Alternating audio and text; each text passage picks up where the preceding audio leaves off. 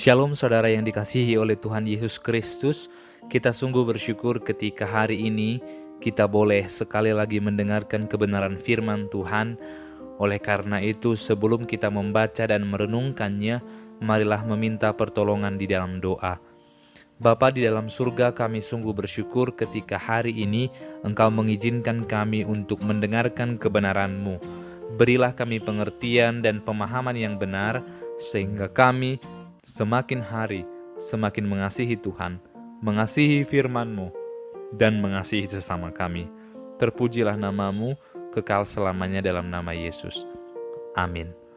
Firman Tuhan hari ini diambil dari Kolose pasal yang ketiga ayat yang ke-23. Apapun juga yang kamu perbuat, perbuatlah dengan segenap hatimu, seperti untuk Tuhan dan bukan untuk manusia. Sebuah ayat yang setiap kita pasti pernah mendengarnya. Bahkan banyak dari antara kita yang mungkin sudah menghafalkan ayat ini dan menjadikannya sebagai ayat pegangan atau ayat favorit dan lain sebagainya. Akan tetapi ada sebuah ungkapan yang sangat menarik saat saya membaca sebuah buku.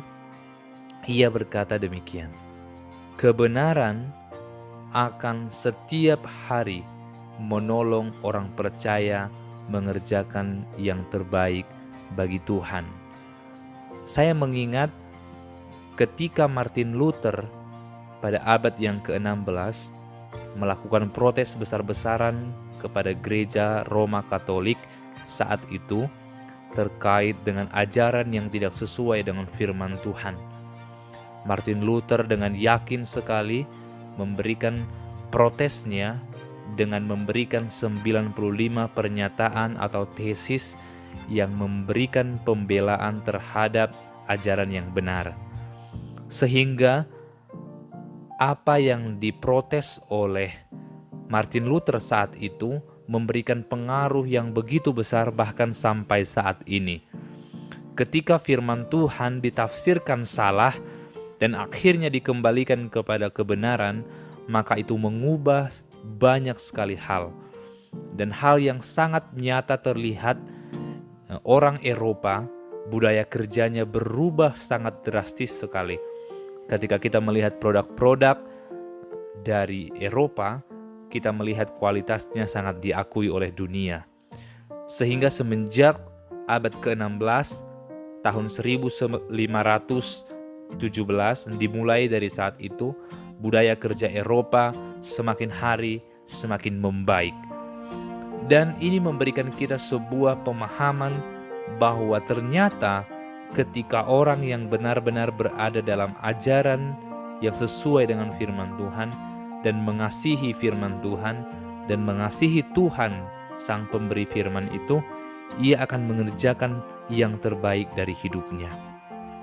Maka pertanyaan yang harus diajukan kepada kita ialah, apakah kita bekerja untuk Tuhan atau bekerja untuk manusia? Jikalau kita sadar kita adalah orang-orang yang percaya, jika kita sadar orang-orang yang sudah ditebus, orang-orang yang sudah dibebaskan, maka seharusnya kita bekerja untuk Tuhan yang telah membebaskan kita.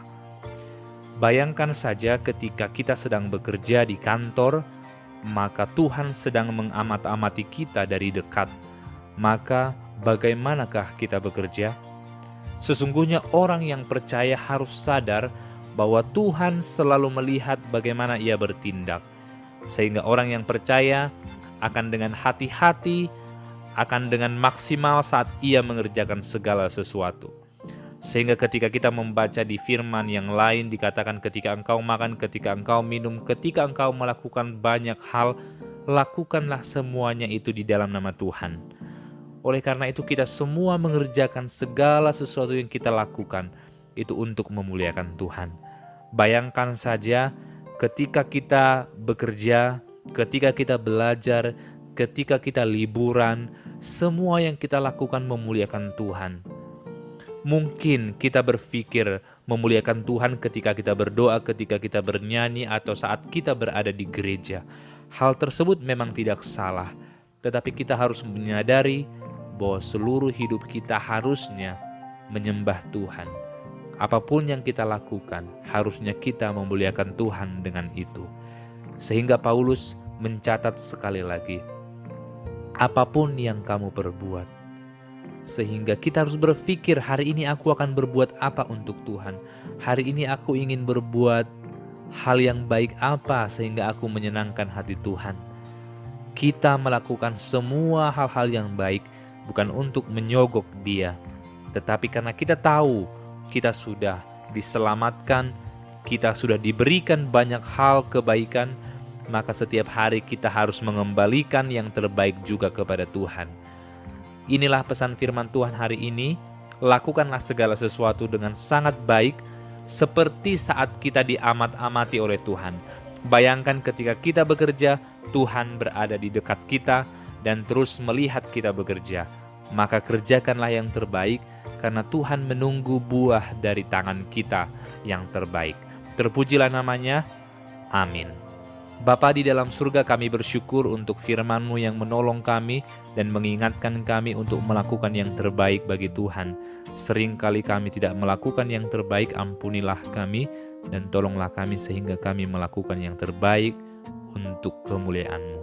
Dalam nama Yesus, amin.